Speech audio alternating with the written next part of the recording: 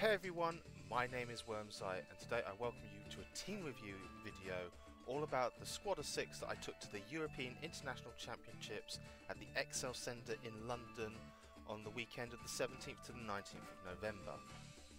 Obviously it was a major event for the European circuit, obviously our international championships, and one of 4 major international championships that has been taking place around the world. The next one will be coming up in Sydney, Australia for the 9th to the 11th of February, which will be very interesting to look forward to, as it will be our first main foray into the 2018 rule set. But today we're going to have a look at the team that I took to this European International Championships, obviously still running on the 2017 rules. And here you can see the team as of the screen that we use when we click into battle. It was a pretty standard team in terms of the makeup of it. It's a set of cores that go well together, with Finny, Coco, Whimsicott being very widely seen on Ryota Otsubo's team, his World Championship winning team. We also see Arcanine there, we also see a steel type in the Metagross, and the Hariyama there really rounded out the team very nicely indeed. So as you can see, it had a 14 win and 10 loss in games. It was a 6-3 record in the Swiss, which netted me a final placing of 94th, so a top 128 in the European International Championships, which also earned me 100 championship points. Points that will be going towards my invite to Nashville, hopefully, which I will be earning later this year. So obviously the team dynamic and the influences around it, the core surrounding Coco, Finny, Arcanine and Whimsicott, it was a choice to run influence from the games that I played versus Arash or Marty from Liverpool, when the Liverpool regionals happened, and Ryota Otsubo's championship winning team. Obviously the team itself had got a lot of publicity after the World Championships, given that it was the World Championship winning team. Arash and Marty had run a very similar core to it. Obviously there were some changes between Arash's and Ryota's team. The Metagross that I used was a replacement for Celesteela in both of the above teams, and the item choice that was taken was very much a stylistic one rather than something a little bit more sensible, based on the expected attire that I was planning to take to day 1. Obviously the WyrmsEye is not something that you normally see on a Metagross, it's a very rare item. In hindsight, if I was going to be running this team on a more sensible basis, you might consider something like a ground WyrmsEye and run Earthquake on the Metagross, but obviously that was something that will be built upon for later iterations of the team, as I may take it to other events later to finish off the year. Finally, the Hariyama that was built on the team was a bit of a late amendment. It was originally based around a Machamp with no guard, and the Tapu Koko happened to have Skydrop at the time. However, the Hariyama proved extremely influential in the majority of matches that I played, not only in the European International Championships but in events and online in general. It played a very good supportive role in the manner that it was able to provide fake outs, knock off opponents' items, and also generally it was a very good powerhouse and soaking up some hits, especially from the likes of Arcanine with its ability. So we're going to run through the Pokemon on each on the team, obviously go through their sets and give us some idea of why some of the moveset choices were made on each of these. So first off, we're going to be starting with Arcanine, and it's a very basic Arcanine set. Intimidate and Adamant Nature obviously gives it the best firepower for its buck. Also holding the Figgy Berry, again not something that's very uncommon on an Arcanine, and the 244 HP gives it a HP stat of 196. It's a nice divisor of 4, which means that it's a lot easier to proc the berry and gives it the most optimal chance of doing so.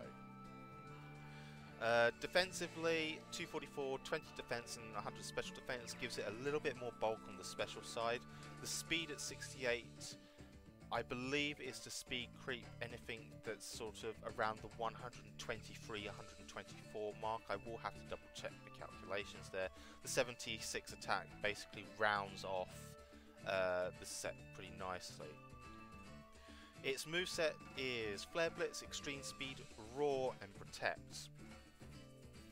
Flare Blitz and Extreme Speed are pretty self-explanatory. Flare Blitz, its main offensive weapon, very good against the likes of steel types such as Celesteela, Kartana and even opposing Metagrosses. Extreme Speed, obviously a good move to use if your opponents are very low to get knockouts before they can attack, as a lot of the things that this team fears can sometimes be a lot faster than it if it's not under Tailwind. So Extreme Speed is a very good way of picking out opponents and knocking them out before they can do another significant round of damage. Protect, self-explanatory on an Arcanine. Roar is probably the biggest misnomer on this Arcanine. A lot of this team does not particularly like Trick Room, so Roar is my tech in order to deal with Trick Room should Hariyama not be available to do so. It's also good against potential EV teams. It's not a foolproof way of stopping them. Obviously, with the likes of Clefairy being able to follow me, Eevee can still get its extreme Evo boost, but the Roar does provide a little bit more disruptive pressure and can also roar out those who getting up major stat boosts. The likes of Xurkitree next to his Smeargle, for example, is a situation that actually occurred in the International Championships that I actually was able to pull off, albeit it didn't win me the game because it wasn't a team that I was able to deal with particularly well. We then move on to Tapu Fini, and the biggest striking thing of this one is it is a bold nature rather than the conventional calm. There is a good reason behind it. Obviously it has Misty Surge and the Mega Berry, so again a very standard item choice for the Tapu Fini. 212 HP and 100 defense with the bold nature means that Tapu Fini is able to survive a Kartana's Leaf Blade from neutral, which is very useful if you are in a situation where you have to take a hit. Obviously Intimidate makes it a little bit more comfortable. You do have to worry, of course, for the heightened critical hit chance on Leaf Blade, but that is something that you always have to play around with anyway. 20 speed just generally looks to outspeed any very slow Tapu Finis, those that are particularly bulky. 60 special defense and the 116 special attack gives it a nice blend of offensive and defensive pressure, especially with the fact that it combines well with Calm Mind, which boosts its special attack and special defense by 1 stage each. In terms of moves, Moonblast and Muddy Water are pretty self-explanatory. Both prove pretty influential, and again Muddy Water's accuracy drops, something that while you don't rely on them all the time, did actually prove somewhat critical to some of the games in being able to stall out and slow down the pace of opposition. We then move on to Hariyama. So we're going with an adamant nature over potential brave nature. The spread itself was actually given to me by my good friend Ben Kiriakou, so props to the set for this. Ability of Fit Fat, carrying the Assault Vest makes it incredibly tanky on the likes of stuff like Alolan and Ninetales Blizzard. It takes Flare Blitzes from Arcanine and indeed any fire attacks particularly well. 28 HP, 132 attack, 124 defense, 220 special defense to really make best use of the Assault Vest, and 4 speed. We run the Adamant nature to give it a bit more clout. And with the Assault Vest, we're running a pretty aggressive moveset of close combat, knockoff, heavy slam and fake outs. Now again, this follows in a very similar vein to the Hariyama that I used on the Mimilax Boomsun team. Probably a bit more defensively orientated rather than offensive, but the moveset actually follows the same concept. And again, the decision to go with heavy slam versus something like poison jab is very much stylistic as well. I was originally running poison jab, but I switched over to heavy slam because part of this team is not particularly keen on the likes of Nihiligo. And heavy slam does offer me a very good way to deal with Nihiligo using the Hariyama when I don't bring Metagross. There are occasions where that had to happen, just because of the construction of perhaps my opponent's team. Fake out obviously extremely useful, especially as an opening turn play. Does often focus my opponents into double protecting because they don't want to take any fake out and a double target from a Hariyama plus an ally.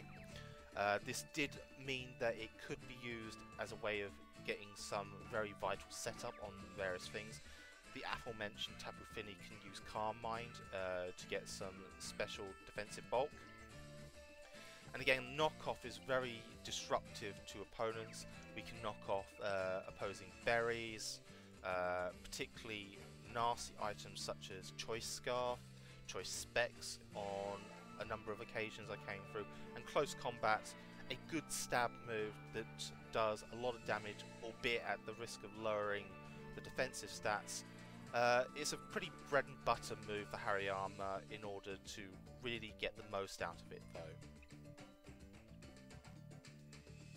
So then we move on to the Tapu Koko. The debate on running Modest versus Timid is very much one that's down to whether you want offensive pressure or the speed to potentially speed tie or get the jump on other Modest Koko. I chose Modest because a lot of the time the damage output that was being done was more than significant in being able to get a slight advantage on enemies. I did encounter a couple of speed ties on the Modest side. I didn't run into too many timid Tapu Kokos, or very few that I was able to ascertain. But again, the Electric Surge and the Life Orb means that the likes of Thunderbolt and Volt Switch are doing significant damage, and Dazzling Gleam as well really rounds off the Tapu Koko set. In terms of EVs, 4 HP, 252 attack and 252 speed. Very basic makeup. I was running a slightly slower Tapu Koko at 228 speed with Modest Nature, with the other 24 EVs going into HP. I decided I wanted the speed tie at the end because there wasn't a lot of gain putting the extra hit points into Tapu Koko, especially with the Life Orb taking 10% off of its health each turn. Obviously, Volt Switch is a very good pivoting move, allowed me to switch into things in the back that may have been able to take a move from what my opponent's side of the field may have had better. Obviously, it does have its risks. If you hit into a Protect, for example, or the opponent switches in something that's immune, Volt Switch does fail, and it can lead to some very unfortunate situations where, say for instance, a Garchomp is already out on the field and it can Earthquake straight away. So it is something that you have to be mindful of when you're running Tapu Koko, but for the most part I didn't run into too many situations where I was punished severely for Volt Switching into a Protect or an immunity, so that was always pretty good. We then run into the Metagross, the Mon of Steel as it was for my team. An Adamant Nature, Clear Body, extremely useful ability actually, managing to negate any Arcanine Intimidators that was thrown at it. And as I said before, the Stadium Z on it More of a stylistic choice rather than a sensible one, shall we say. But it did do some serious work in a lot of the games, and does have a niche role in being able to really damage the likes of Tapu Fini, which very often can tank meteor matches with relative ease. So it's a bit of a mixture of defensive and offensive. 244 HP and 204 attack means that it's dealing out a lot of damage, but it does also have a lot of hit points. The 52 special defense, I believe, is allowing it to take a Thunderbolt under electric terrain from Tapu Koko. I'm not 100% sure. The 4 defense and 4 speed, just basically to round out the Pokemon itself. The sport of 4 speed means that it very often ties with similarly invested Metagrosses. The moveset on the Metagross, Meteor Mash and Zen Headbutt, inaccurate but pretty much it's bread and butter for a Metagross. Both significant damage dealers and covers a wide variety of the metagame. Obviously Meteor Mash hits many of the Tapus for significant damage. Zen Headbutt obviously can hit a wide variety of things outside of dark types, of course, and it's very useful for sitting in an opposing Lele's psychic terrain, for example, and being able to deal quite a significant level of damage. We also see Substitute on this set. Again, something for aforementioned setup, using Hariyama's Fake Out as a deterrent for opponents to attack. Substitute could be used then to get behind a makeshift wall, and it allowed it to use a move with relative immunity on the following turn, perhaps even the Stadium Z. And again, protect rounds off the set, being able to just keep it safe when it needed to be. And finally, the last member of the team, the Whimsicott. The sect is a copy and paste of Ryota Otsubo's Whimsicott on his team.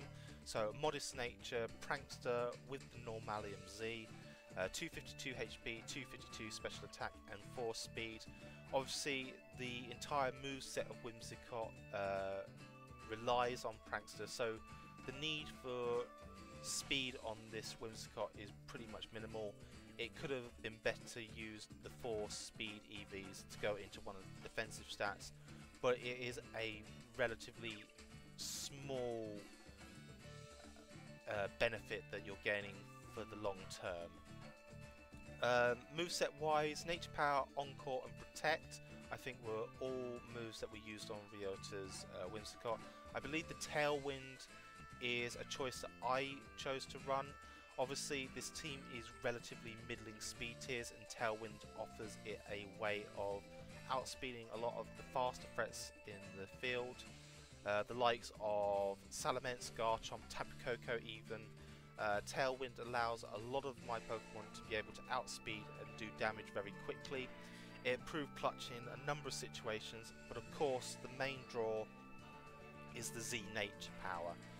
And using Tapu Fini and Tapu Koko as terrain setters, you can influence Nature Power to either go for Gigavolt Havoc or Twinkle Tackle under the relevant Z move and terrain combination. Obviously this Whimsicott does have its flaws. As we learned from the World Championships, you can't hit Dark types with prankster moves, so obviously without a move such as Moonblast in order to hit the likes of, say, Alolan Persian, Mandibuzz and the like, the Whimsicott was very much a neutralised threat in front of them and really relied on targeting my opponent's other side of the field in order to do significant damage when Dark types were out on the field.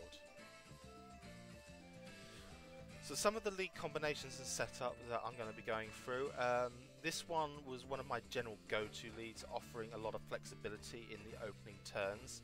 So it was seeing Whimsicott paired up with the likes of Hariyama, Tapu Koko or Tapu Fini.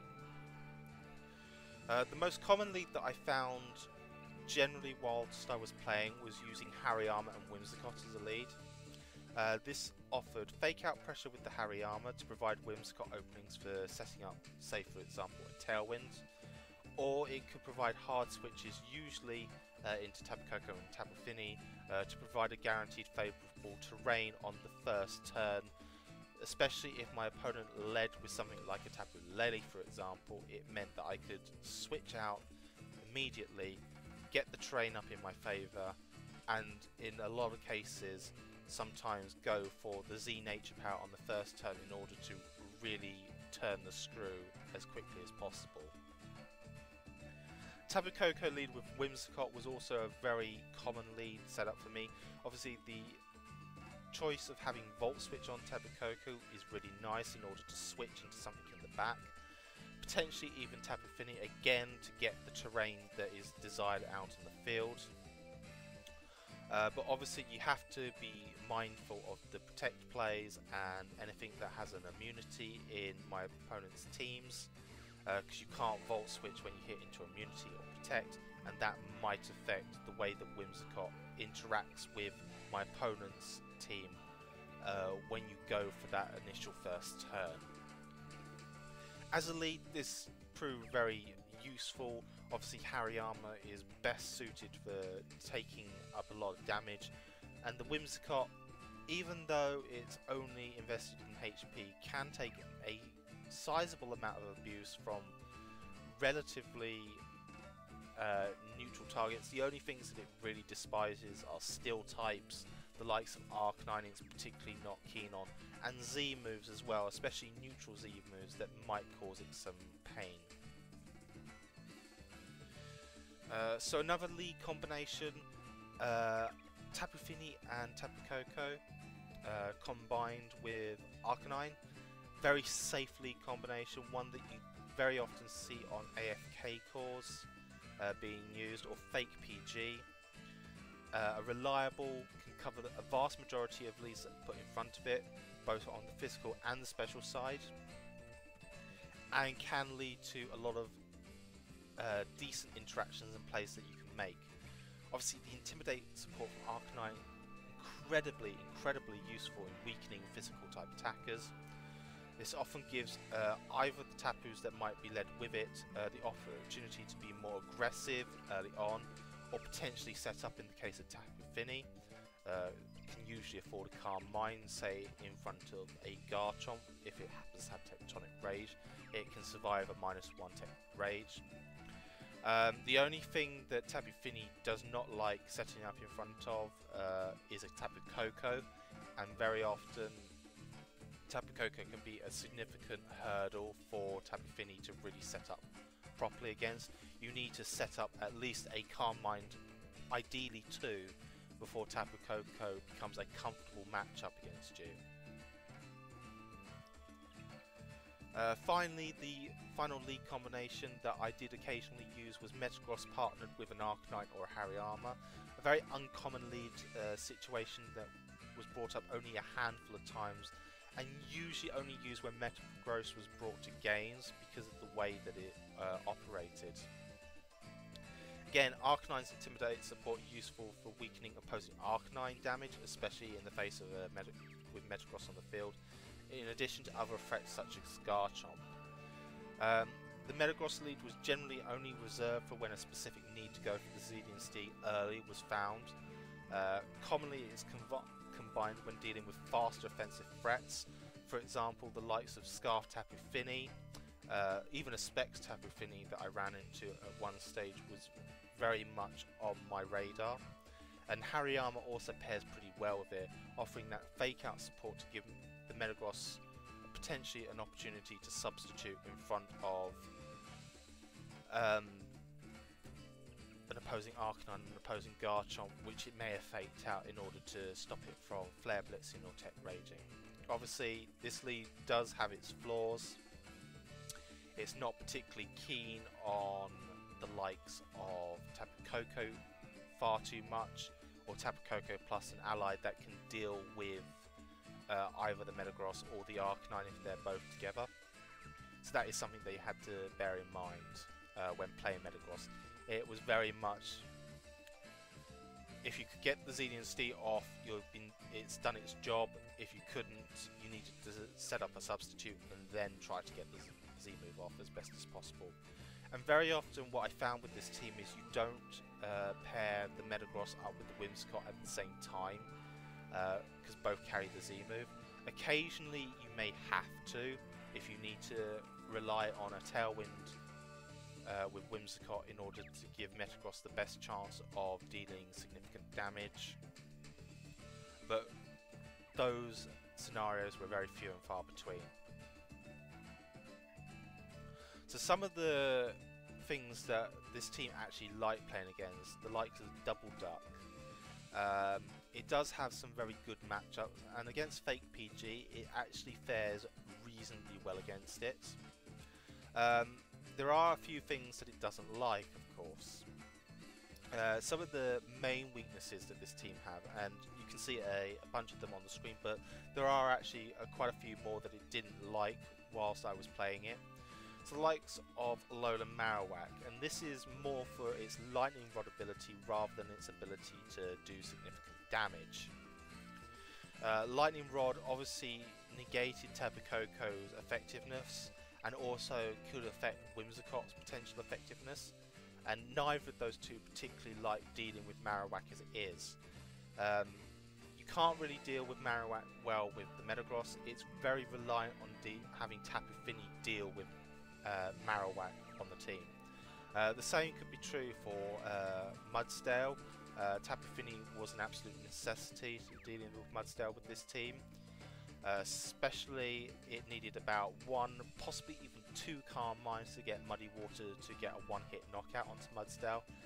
And under Trick Room, Mudsdale is a significant threat to my team, and it proved in the 3 occasions that I faced it. I think I lost to the first Mudsdale that I saw quite convincingly. The other 2 I had to play from a game down where it did significant damage to me, where I wasn't able to get into ideal situations, but both games I won. Steel types in general make this team very, how shall we say, scared.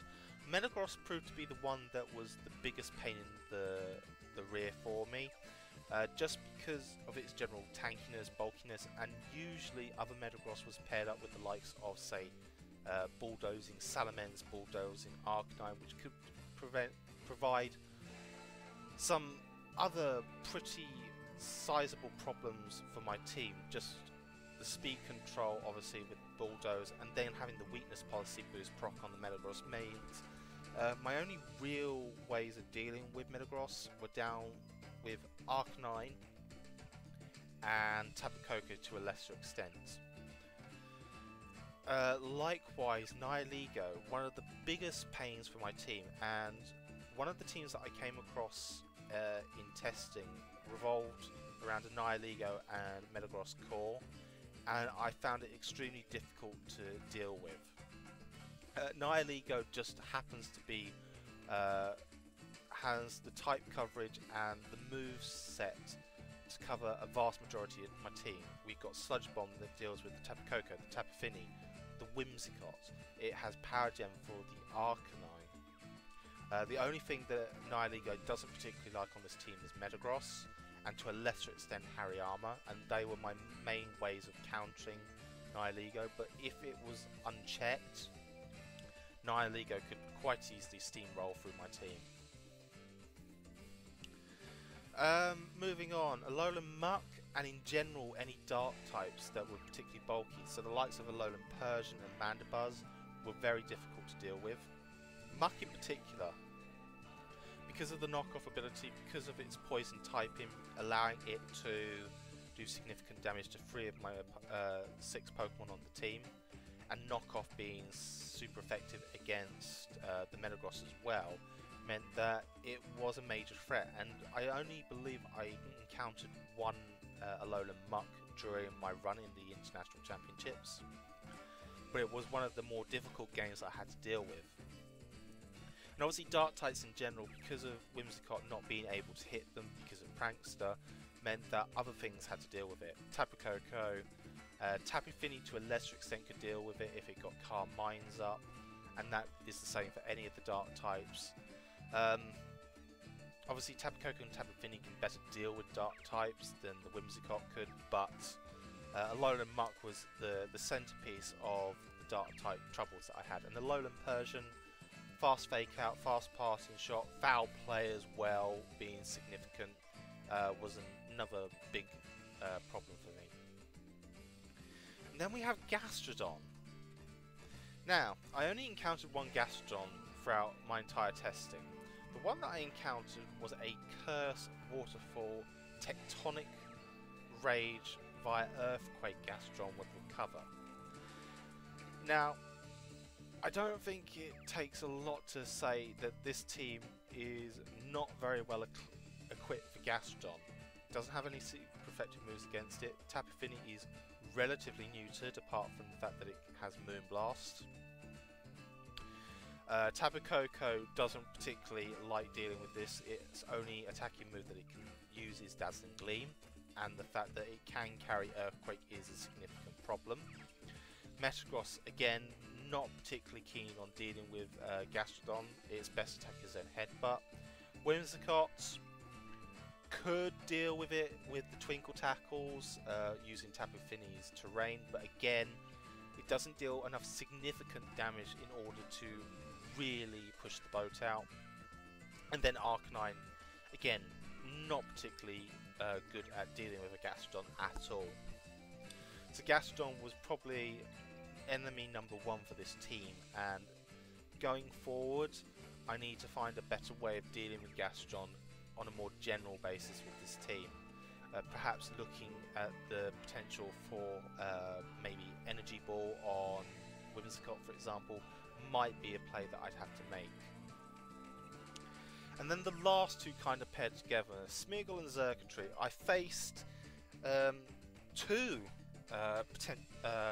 Xurkitree Smeargle matchups, one in a mid-season showdown down in Orpington, piloted by Barry Anderson.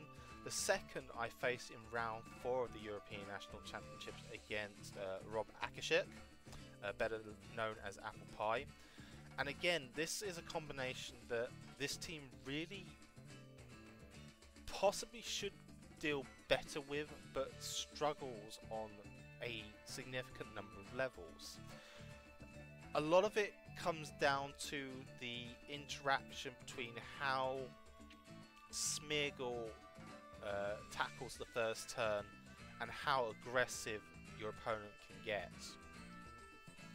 Obviously, a lot of Smeargle do carry Fake Out, quite a few of them also carry Wide Guard, Spore, and then the last move is generally Follow Me. Xurkitree obviously carries Tail Glow, usually has a 50% berry, sometimes citrus depending on the player. I know Baz is particularly preferential to the citrus berry over the 50%, but I digress. So leading against these two is a bit of a dangerous one, because you can lead Hariyama plus something else that maybe has spread damage, for example, perhaps a Tapu Fini. And then you've got to deal with the fake out pressure from perhaps the Smeargle. And very often the Xurkitree will go for a very quick Tail Glow. If you lead Whimsicott with, say, a Xurkitree, the Smeargle is very much forced to go for Follow Me, try and burn the Whimsicott Z move, potentially. A lot of this comes down to doing spread damage, and that's something that you've got to be very aware of. The other thing is, Xurkitree and Smeargle are paired up with Tapu Lele, which makes it incredibly difficult, because if they switch in the Tapu Lele, say on the Smeargle slot, your Fake Out into Xurkitree goes out the window, and you're potentially left with a +3 Xurkitree and very often a Scarf Lele staring you down, and that is something that the team just doesn't like dealing with. So a lot of it comes down to the first turn prediction and being able to read how your opponent deals with that correctly. Obviously there are matchups where various things in combination are not particularly pleasant to deal with, but these 8 Pokemon on the screen specifically were the biggest nuisances for the team. Garchomp can be a nuisance. Obviously, a lot of things can be a nuisance in the right situation. But the team generally put on enough pressure that Garchomps were very scared and often didn't want to stay in with a Whimsicott on the field. The likes of Tapu Koko had to be very mindful of a Whimsicott Z move when under misty terrain, as Twinkle Tackle can knock out even some of the slightly bulkier variants. And obviously Metagross deals a lot of damage to various things with the corkscrew crash, as it was. However, that is the team. I think going forward, looking at ways that you can change the team, Earthquake on Metagross might be a suggestion over substitute and running a Ground EMZ instead. This would give it a better coverage, would also deal with a number of the issues that the team has against, say, Alola Marowak, Metagross, Alola Muck. Z Ground through Earthquake would do significant damage to all 3 of those, and as well we have to be mindful of the likes of Xurkitree and Smeargle. Obviously we could change it to run something a little bit more conventional, so the Hariyama could switch out for a Garchomp, for example, and again run a Z Crystal or Z Ground. And then you could also pair that up with a Celesteela, say, and allow it to be able to Earthquake more freely. There are other small things that you can do tweaking the sets. Obviously Whimsicott could do with Moonblast potentially, but it will probably have one more run at a MSS in December, which I am planning to attend. So hopefully this team will get one last hurrah, and I hope to see a fair few people with it there. So finally, thank you for watching. If you could please leave a like on the video, it would be very much appreciated. If you would also like to see more videos of teams that I produce, obviously leave a like, let me know. That would be something that's obviously, as we're going into the 2018 season, we're going to be having to look at some very new teams based around Mega Evolution. So if you want to get some more insight on how I build teams and the like, let me know, and I will obviously do some more teams reviews. Comment on anything you saw in the video. If there's something that you really want some more information on, or you want to get an idea of the thought processes behind certain moves if you're not still unsure. And then finally, subscribe to the channel for more VGC related content. We'll be ramping back up our video production hopefully as of next week, when we will get back onto the Battle Spot ladder, running the 2018 season rules. And also do remember, if you want to follow me on Twitter, it's at WyrmsEye. But until next time guys, I thank you for watching and goodbye for now.